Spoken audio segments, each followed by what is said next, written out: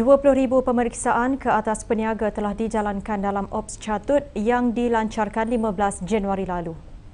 Daripada jumlah itu, 33 notis dikeluarkan ke atas peniaga yang mengambil kesempatan mengaut keuntungan berlebihan.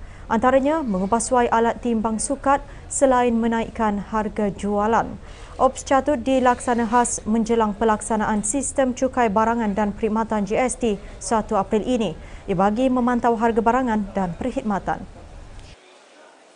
Skuad operasi KP dan KK daripada Ibu Pejabat daripada Putrajaya dan juga wilayah Persekutuan kurang lebih 70 orang pagi ini khusus untuk melihat harga barangan yang dijual di Pasar Borong kerana rakyat telah mengadu kepada kementerian barangan dijual di bawah sana mahal dan berpunca daripada berbagai rantaian bekalan baik daripada peladangan, pemborong dan juga retail dan sampai kepada pihak pengguna.